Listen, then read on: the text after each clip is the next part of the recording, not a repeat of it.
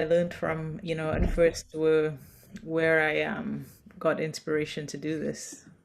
Yes, and I think that I've consistently through the process of purchasing, I've either read or found mentors or coach, either paid or unpaid, because some of them are willing to do it for you, and there's no cost attached. While there are many programs that myself and Kemba have used over time that we've had to pay, but it's allowed us to build multiple properties, even in places that we wouldn't think across the country and so forth. So the difference between a fixed and growth mindset, I'm going to focus on the growth mindset because I want to make sure that you understand that the fixed is just the opposite, right? So the growth mindset is the person who doesn't give up, who embraces challenges. I mean, it's some of what I've already been saying, but summed up nicely here by this psychologist who spent a lot of time studying individuals and looking at children and looking at adults to see how they learn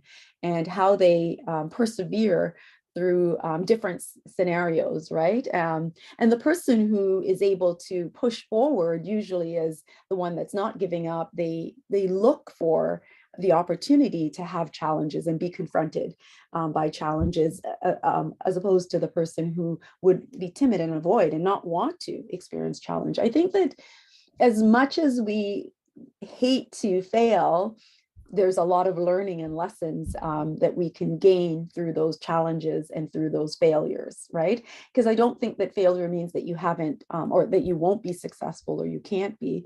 It's just the learning and the lessons that we may have to gain along the way to get to. And I think even as you get over one challenge, another one you're faced with another one shortly thereafter.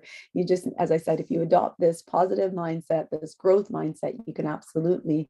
And of course, along the way, you have to look to individuals, because I know that some things I'm strong at while other things I'm not. And in our partnership, Kemba has got strengths that I can utilize, and vice versa for herself, so that find people in your life that will help you understand that maybe this is not your strength, what you're trying to push forward through to. And it's not that they're being critical, it's just that they're trying to help you understand that if you use your strengths and you use the things that you're really good at, you can be very successful and accomplish your goals. And I think that's, all of us, right? Which mindset do you have? And you have to think. And I'm not saying that we don't have both, because I just know that for me, for the most part, I've adopted the growth and the positive mindset. But absolutely, most of this week I had a really challenging time. Sometimes you're not feeling well, sometimes it's things being thrown at you, making it challenging. And so you just have to know that you can get through it, or at least turn to the people in your life that can help you get past, something that you might be holding you back. Hmm. And you have to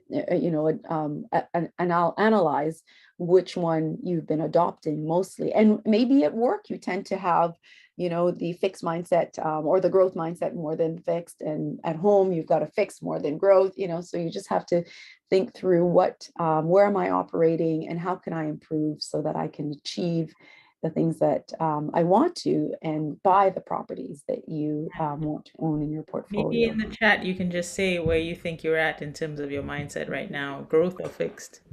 Yeah, and especially when you think of the task at hand tonight, which is really we're asking you to think through how can I, buy into real estate my first or my next, right? So we're asking you. Sometimes people just think that I can only own one, and that's just because we've been taught, that we only need to have maybe own our principal residence, but that's not true.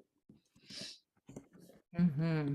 And but maybe you can take a look and see what people are saying. Oh no, because you're going to share Sharon's story. I'll look and see what we're getting. Yeah, so Sharon's story is not one of Sharon.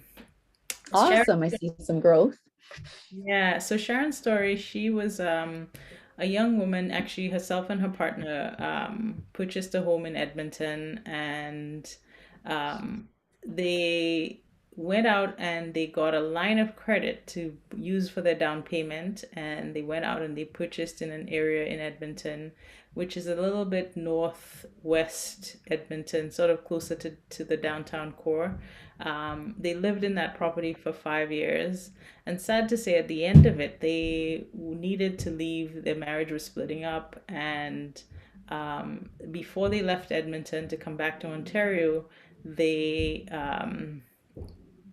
they put in a tenant who was a friend. They didn't vet him, and he lived there for quite some time, and he did not pay on time all the time, and he actually damaged the property quite a bit.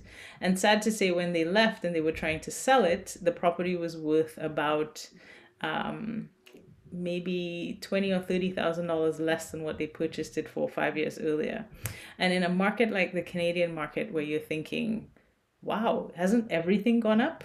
Like, how would you be in a position that you bought a home and um you got it for, a certain price, and now you need to sell it and it's less than what it's worth? I And you think, owe the bank. and you owe the bank. And so, eventually, Sharon decided to declare bankruptcy. So this story is I think, they had high hopes, and they tried to do something by purchasing property, herself and her partner. But I think, in terms of overall mindset, no matter how much, they came to us, as a not full coaching, but they needed some help, and so we were trying to advise them. And no matter which direction we sort of directed them in, they didn't go that way. They sort of went their own way. And so this is just to say, sometimes when your mindset is not right, you don't make the decisions with some knowledge up front. So they bought in the wrong area, they bought overpriced, they um They they bought didn't. with the line of credit, so they also bought used debt to Yes, they use finance. debt to finance, and that's okay if you're getting a It can certain. be, it can, if you're doing it with the right analysis, I agree. Exactly. So if you're doing it with the right mindset and the right knowledge behind you, it's not a bad thing. In Sharon's case, they didn't do it with the right knowledge. They purchased high for the area they purchased in, and then at the end, they had to sell the property at a loss, which is really not the way you want to go in.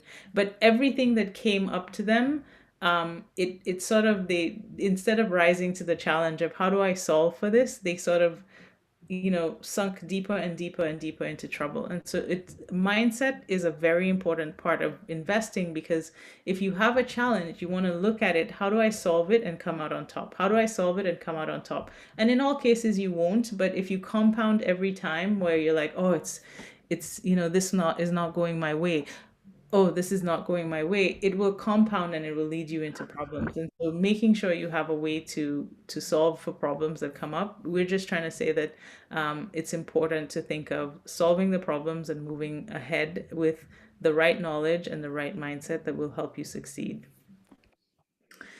And building a strong network of individuals around you that can support you and help you, sort of resolve the challenges that you confront, right? Yeah, exactly. And because if they're experts, then you should be able to take the advice that they give you. And this couple wasn't willing to use the advice that we were giving them.